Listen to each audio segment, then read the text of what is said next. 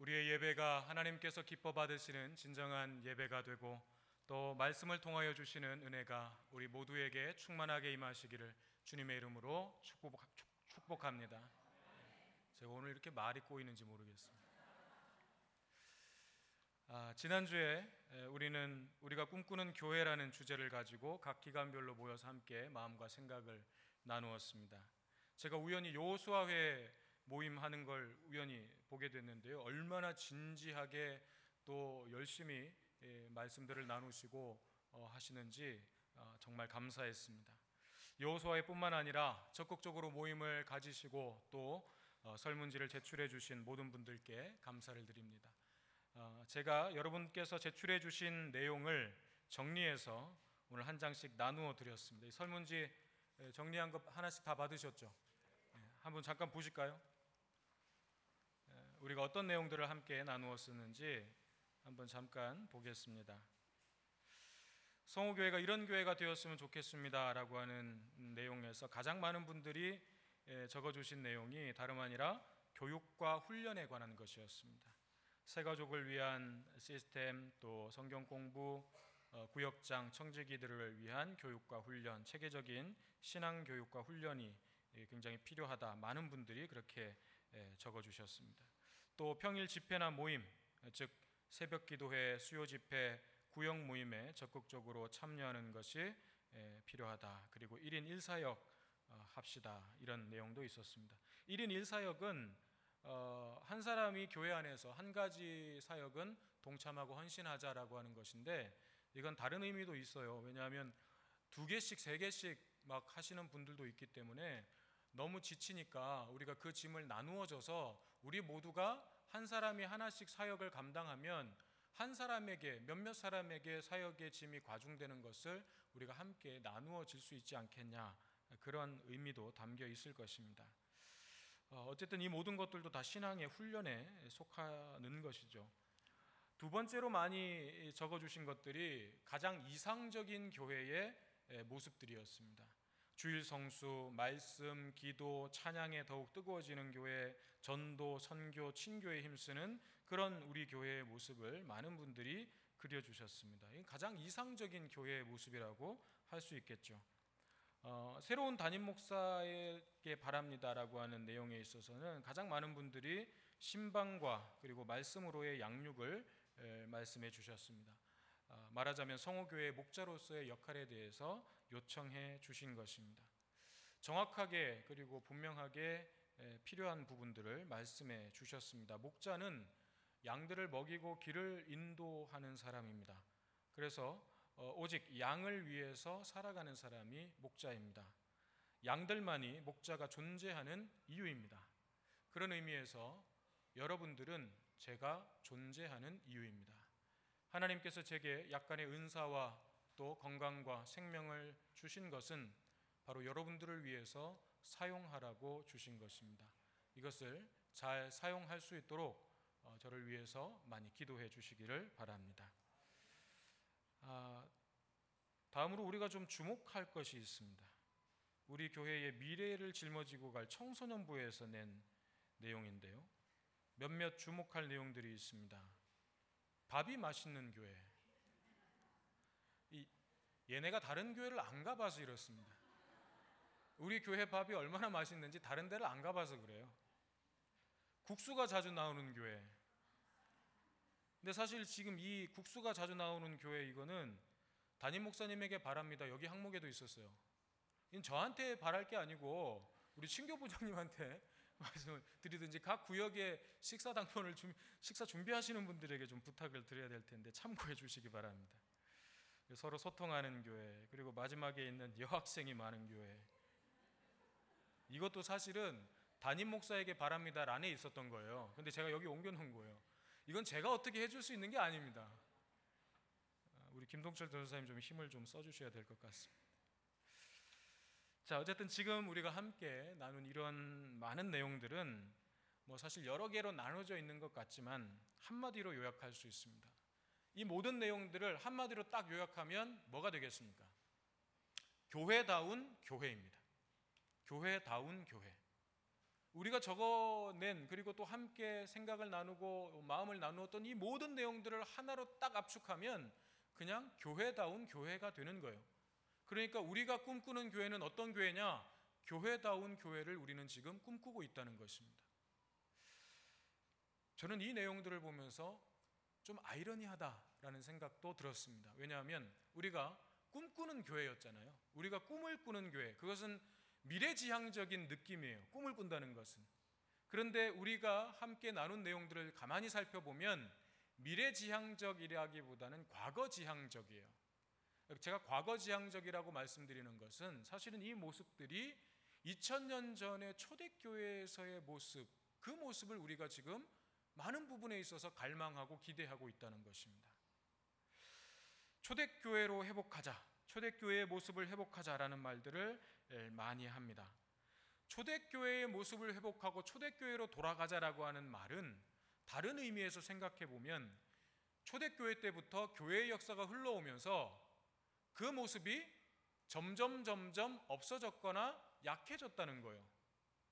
그 모습이 가장 교회다운 교회의 모습이었던 초대교회의 그 모습이 교회의 역사가 흘러오면서 더 교회다워진 것이 아니고 오히려 그 교회다운 모습들이 점점 희미해졌다는 거죠. 그리스도인다운 그리스도인들을 점점 찾아보기가 힘들어져 가고 있다는 것입니다. 무엇답다라고 하는 말이 어떤 의미일까요? 무엇답다, 교회답다, 혹은 남자답다, 뭐 그런 말들을 쓰는데 답다라고 하는 말의 의미가 무엇일까요?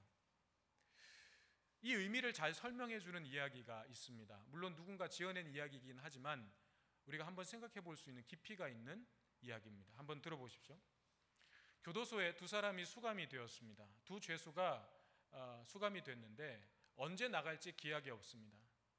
한 죄수가 이렇게 제안을 합니다. 우리 여기서 평생을 썩느니 여기서 나갑시다. 탈옥을 합시다. 탈출합시다.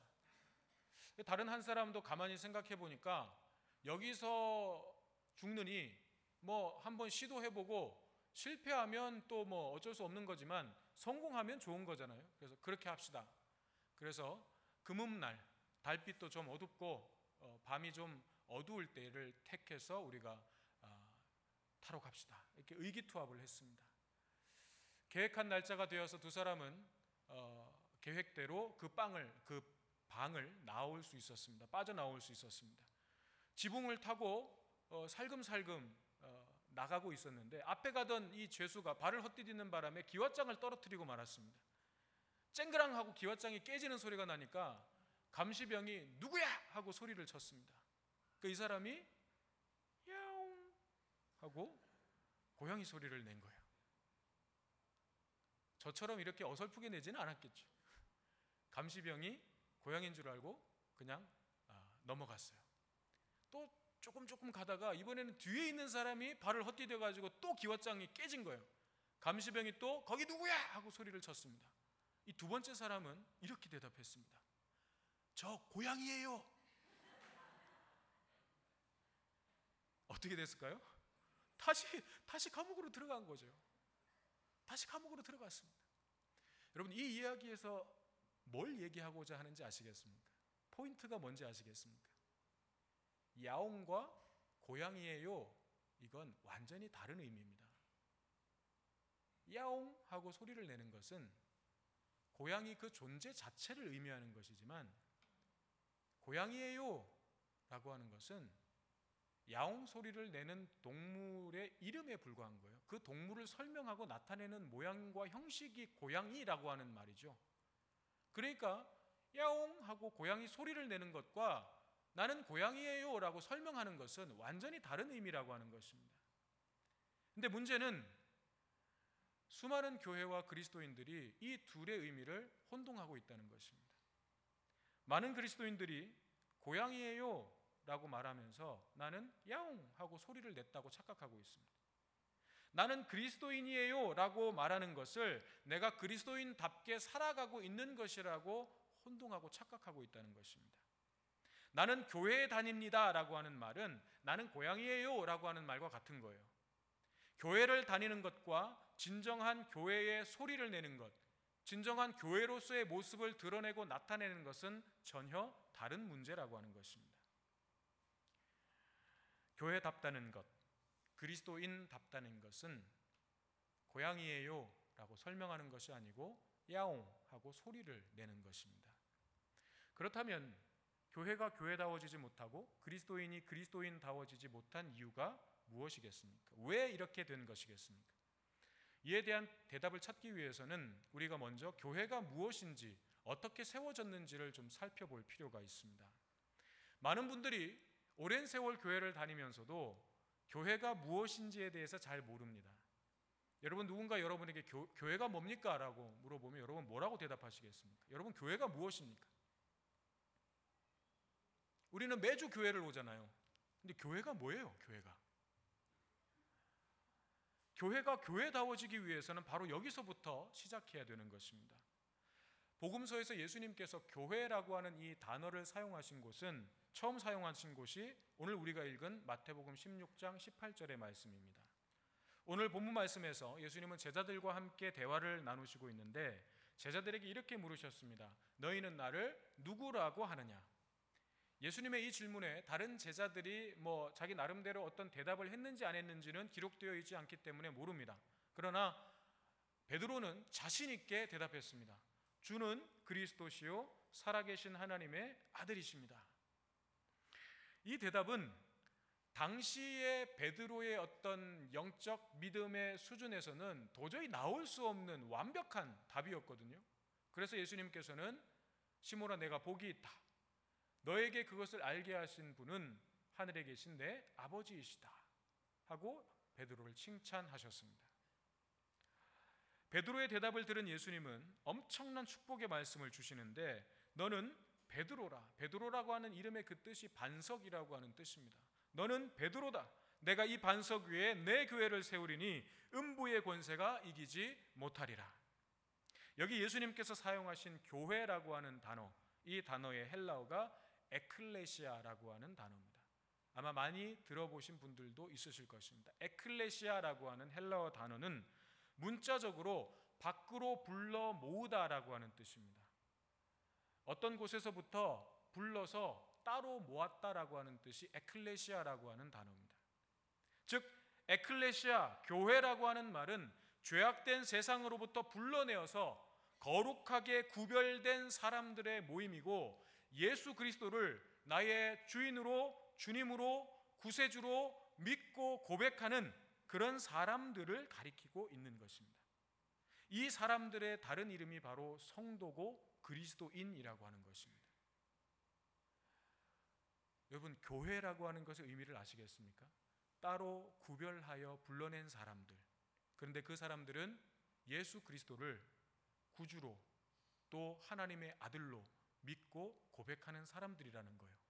이 사람들의 다른 이름이 성도고 그리스도인이라고 하는 것입니다. 고린도전서 1장 2절에서 3절에서는 이렇게 말씀하고 있습니다.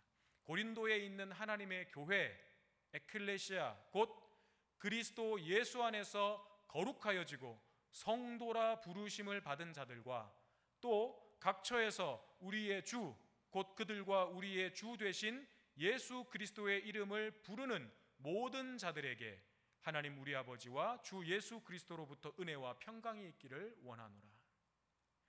이 성도들의 모임, 거룩하게 구별되어서 예수 그리스도의 이름을 부르는 이 사람들, 그리고 이 사람들의 모임, 그것이 바로 교회라고 하는 것입니다.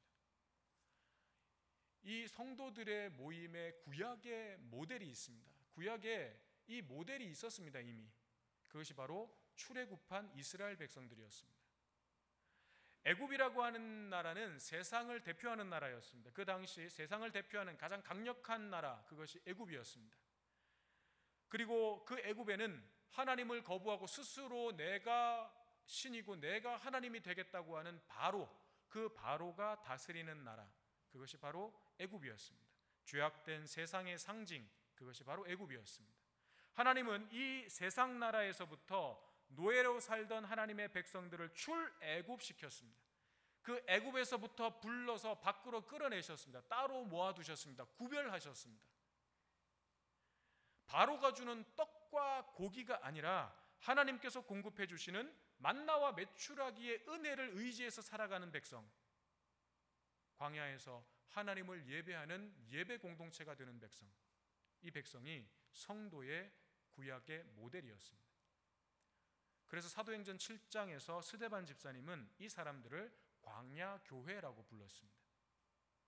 광야에 모여서 하나님께서 공급해 주시는 오직 하나님의 은혜에만 의지해서 살아가는 사람들, 그리고 그곳에서 하나님의 법대로, 하나님의 뜻하신 대로 하나님을 정확하게 예배하고 섬겼던 사람들, 그 사람들의 무리가 바로 교회였다는 것입니다.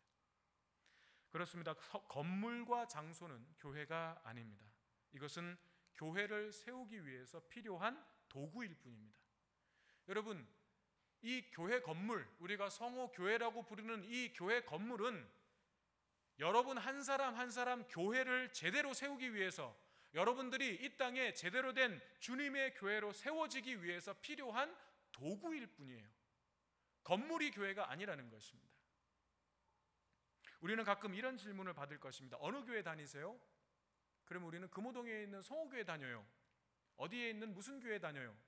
근데 사실은 엄밀한 의미에서 이 말은 틀린 말입니다. 우리는 교회를 다니지 않습니다. 우리가 교회입니다.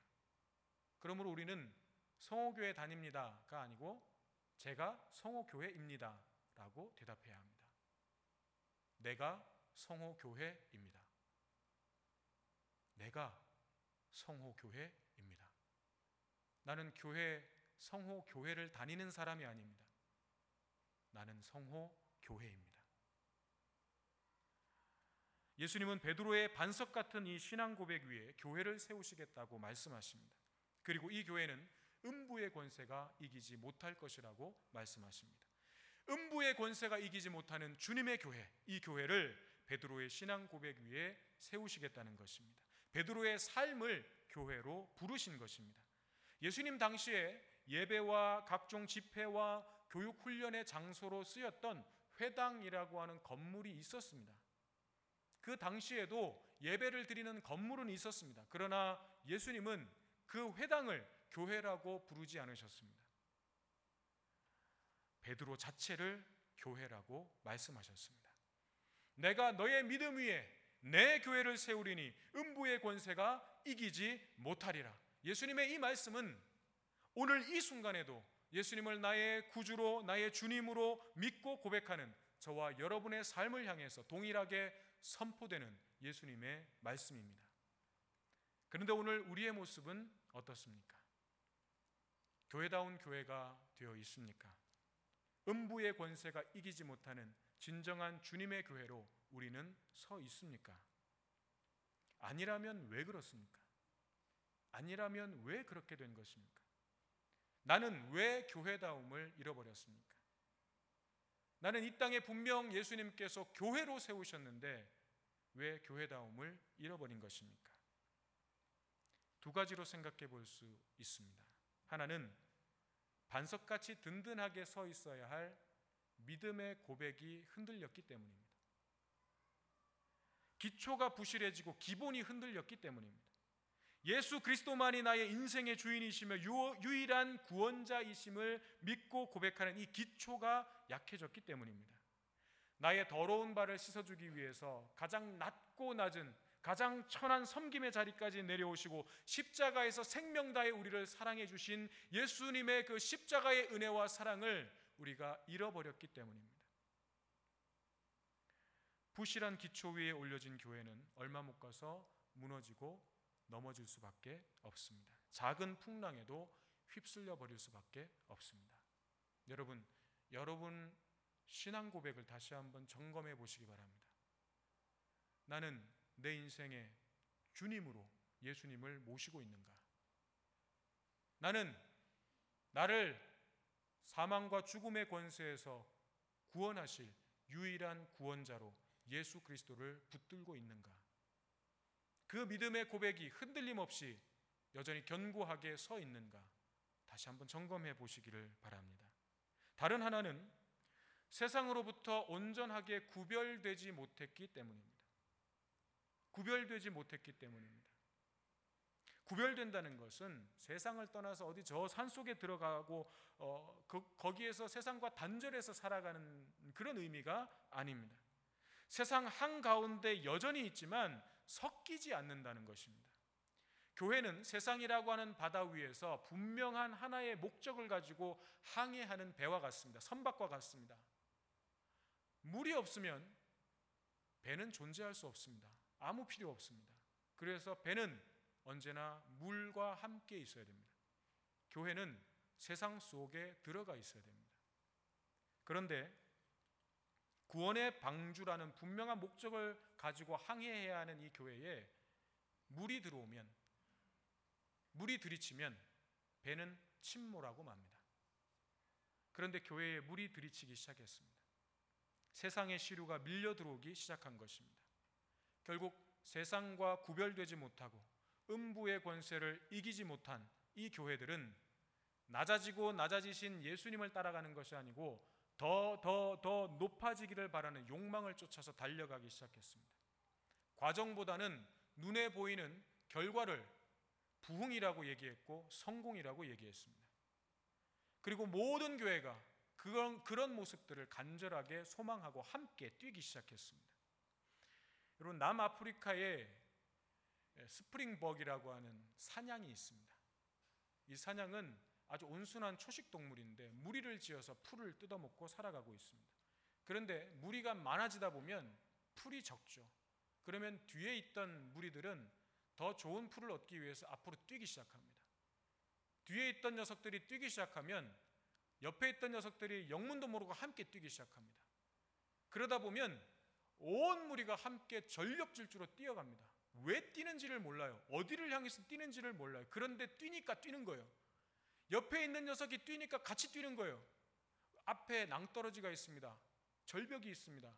멈추지 않고 뛰어갑니다. 그리고 결국 그 절벽에 떨어져서 죽음을 맞이합니다.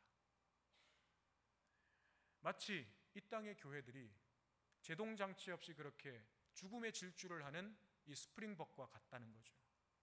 무엇을 위해서 달려가는지를 모르는 것입니다.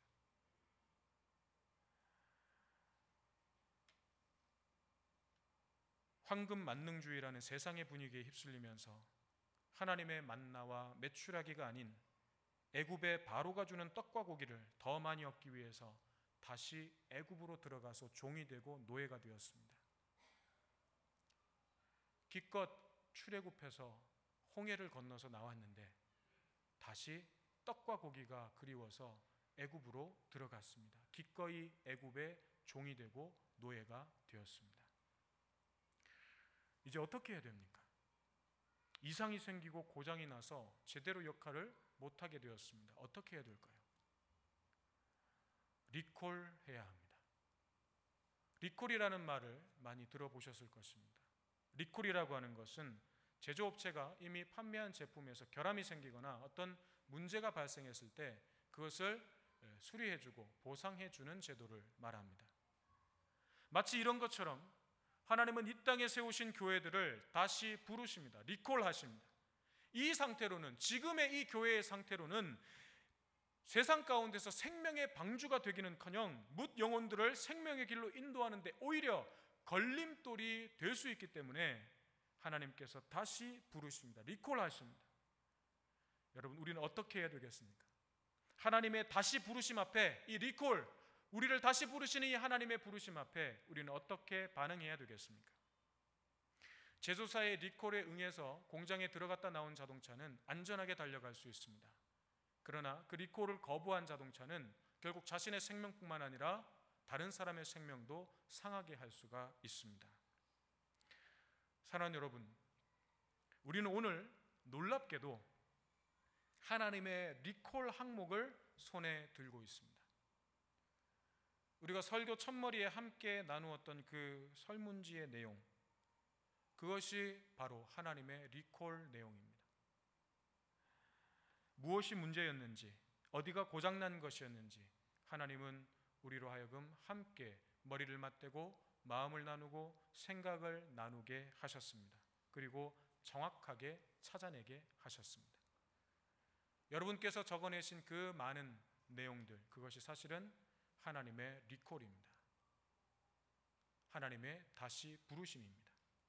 이제 우리가 할 일은 하나님께서 우리를 고치시고 치유하시고 회복시키셔서 다시 사용할 수 있도록, 다시 이 세상의 구원의 방주로서의 사명을 감당할 수 있도록 나 자신을 하나님께 온전히 맡겨드리는 것입니다. 이제 더 이상 세상의 물결이 들이치지 않도록, 음부의 권세가 나를 이기고 주장하지 못하도록 내가 바로 진정한 주님의 교회로 다시 세워지는 일에 우리의 모든 마음을 다하고 힘을 쏟아 부어야 하는 것입니다. 사랑하는 여러분, 예수님은 장소를 위해서, 건물을 위해서 십자가에서 죽으신 것이 아닙니다. 예수님은 저와 여러분을 위해서 이 땅에 오셨고 십자가에서 당신의 모든 것을 다 바쳐서 우리를 살리셨습니다. 우리를 구원하셨습니다. 이제 더 이상 교회를 다니는 사람이 되지 마십시오. 그저 교회만 왔다 갔다 하는 사람이 되지 마십시오. 여러분이 교회가 되십시오. 저와 여러분이 교회가 되어야 합니다. 우리가 바로 주님의 교회입니다. 예수 그리스도의 십자가의 사랑을 잊어버린 교회들, 잃어버린 한 영혼을 향한 눈물이 메말라버린 교회들, 복음이 흘러가서 모든 민족이 하늘의 복을 얻도록 세워진 교회가 오히려 장애물과 걸림돌이 되고 있는 오늘, 하나님의 이 부르심 앞에, 다시 부르심 앞에 자신을 기꺼이 세울 교회는 어디에 있습니까? 다시 십자가로, 다시 복음으로 돌아가서 이 땅에 생명의 복음을 흘려보낼 주님의 그 교회는 어디에 있습니까? 그 어떤 어려움도, 그 어떤 사망의 권세도 앞을 가로막을 수 없는 능력의 교회, 음부의 권세가 이기지 못하는 진정한 주님의 교회는 어디에 있습니까? 저와 여러분이, 바로 우리가 하나님의 다시 부르심 앞에 기꺼이 우리 자신을 세우며 바로 그 교회가 되고 또 주님의 교회로 세워지게 되시기를 주님의 이름으로 축복합니다. 우리를 부르시는 하나님, 이 땅에 세우신 하나님의 교회들이 하나둘 힘을 잃고 쓰러져가는 모습을 보시며 아파하실 하나님의 마음을, 하나님의 눈물을 오늘 우리가 보게 하여 주옵소서. 다시 세상을 향하여 십자가의 사랑과 복음을 들고 나아가도록 우리를 부르시는 하나님, 하나님의 부르심 앞에 우리 자신을 기꺼이 세우게 하시고 예수님께서 피로 값주고 사신 교회, 음부의 권세가 이기지 못하는 주님의 교회로 다시 서게 하여 주옵소서. 내가 바로 주님의 교회였음을 깨닫게 하셔서 교회 다니는 사람이 아닌 주님의 교회가 되는 저희들 되게 하여 주옵소서. 예수님의 이름으로 기도드립니다. 아멘.